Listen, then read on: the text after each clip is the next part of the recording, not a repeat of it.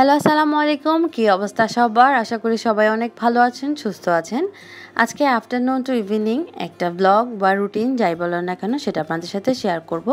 আসর আজানের পর থেকে আমি ভিডিওটা স্টার্ট করছি। আমার বাচ্চারা খেলছে আর আমি নামাজটা পড়ে নিলাম। ওদের টিভি দেখার বা ফোন দেখার টাইম আসর আজান পর্যন্ত। তারপরে আর ফোন বা টিভি কিছু ওদেরকে দেখতে দেই না, এই টাইমটা খেলাধুলার জন্য রাখি। তারপরে আমি বারান্দায় চলে আসলাম, কাপড়গুলো তুলে নিলাম। আর ওয়েদারটা খুব সুন্দর ছিল, তো একে একে কাপড়গুলো আমি ঝটপট ভাঁজ করে নিচ্ছি। কারণ কাজ এমন একটা জিনিস, জমিয়ে রাখলে জমতে থাকে। নিজেরই যখন করতে হবে তো জমিয়ে রেখে আর লাভ কি, তাই না? আর বিছানাগুলো গুছিয়ে নিচ্ছি। এটা আমার দুইটা বাচ্চা খুব বেশি পরিমাণ বিছানায় লাফালাফি করে, তো বিছানাটা দেখা যায় দিনে 2 থেকে 3 বার আমাকে ঝাড় দিতে হয়। আর বিকালে তো এটা ময়লা করুক আর না করুক আমার ঝাড়তেই হয়। আর এখানে আমি ভাত খাওয়ার পরে একটু ল্যাপটপ চালাচ্ছিলাম, তো ওগুলোই সব এখানেই ছিল। আমি একটু গুছিয়ে সুন্দর করে রেখে দিচ্ছি। এই জায়গাটায় দেখলাম একটু ধুলা লাগছে, তো আমি এখন সাথে সাথে একটু মুছে আবার ল্যাপটপটা রেখে দিচ্ছি। সাথে সাথে কাজ করে ফেললে কাজ আর জমা থাকে না। তারপরে ঘরটা একটু ঝাড় দিয়ে নিচ্ছি।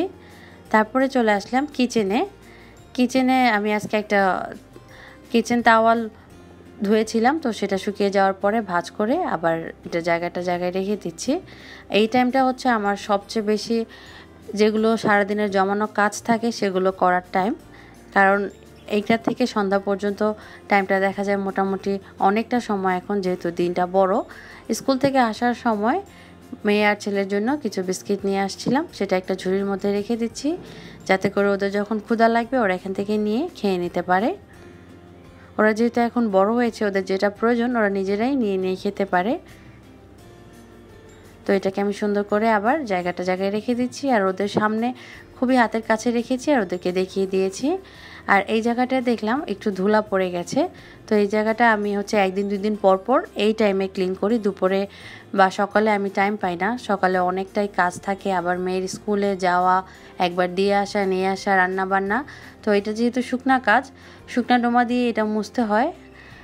এটা আরও যেগুলো শুকনার কাজ আছে সেগুলো দেখা যায় এখন আমি বিকেলবেলা করে থাকি। এই সময়টাতে আসরের নামাজের পরে অনেকটা সময় হাতে থাকে, তো সেই সময়টাতে আমি করে দিই। আর এই সবগুলো জিনিসই অনেক বেশি গুরুত্বপূর্ণ, হাতের সামনে না রাখলে কিন্তু হয় না।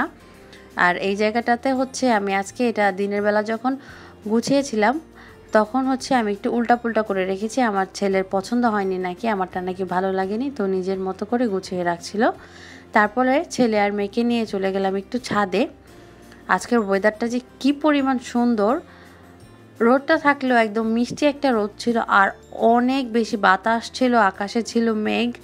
এখন প্রায় যে টাইমটা ছাদে 6টা বাজে, কিন্তু ওয়েদারটা দেখে মনে হচ্ছিল না, একদম চকচকে একটা ওয়েদার ছিল। আর আমার মেয়ে এখানে এই জানলা দিয়ে একটা বিড়াল ছিল, এই বিড়ালটা দেখে তো একদম পাগল হয়ে গেছে, বিড়ালের সাথে খেলা শুরু করে দিয়েছে।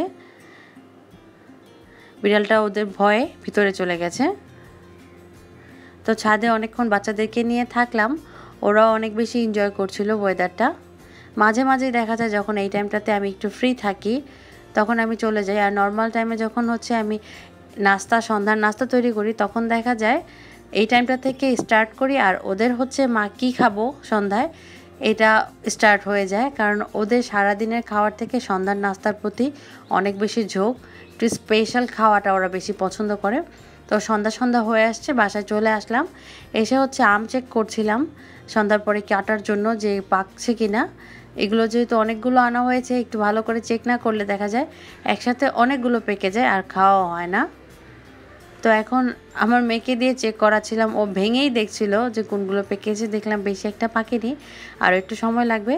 তো টেবিলে যেগুলো ছিল সেখান থেকে নিয়ে সন্ধ্যার জন্য কাটবো। বাচ্চারা এখন খাবে, সন্ধ্যার পরে খাবে, এখন আমি কেটে রাখবো। মাগরিবের নামাজের পরে আমার হাজব্যান্ড চলে আসছে, আমাদের জন্য সন্ধ্যার খাওয়া নিয়ে আসছে। এই জন্য আজকে আমার বিকেলটা অনেকটা আরামে কেটেছে। না হলে দেখা যায় আসরের পরপরই একটা সন্ধ্যার নাস্তার প্রিপারেশন শুরু হয়ে যায়। আমি বলেছিলাম আজকে একটু চিকেন চাপ খেতে ইচ্ছে করছিল অনেক, তো নিয়ে আসছে। আমার মেয়ে আবার বললো ডোনাট খাবে, তো ওর জন্য একটাই ডোনাট নিয়ে আসা হয়েছে। তো বললাম ও খাবে দেখে কি একটাই আনা হয়েছে। ও বলছিল, আমার হাজব্যান্ড বলছিল আমাকে বলতে আমি বেশি নিয়ে আসতাম। তারপরে সন্ধ্যায় যত কিছু খাই না কেন 1 কাপ চা না খেলে কিন্তু দিনটা পূরণ হয় না। আমার ছেলে মেয়েদেরকে পড়তে বসিয়ে দিয়েছি, আমি এখন চা খেতে খেতে ওদেরকে পড়তে বসিয়ে নিব। ভিডিওটাকে আর বড় করব না। সবাই অনেক ভালো থাকবেন, সুস্থ থাকবেন। নেক্সট একটা ভিডিওতে দেখা হবে। আল্লাহ হাফেজ।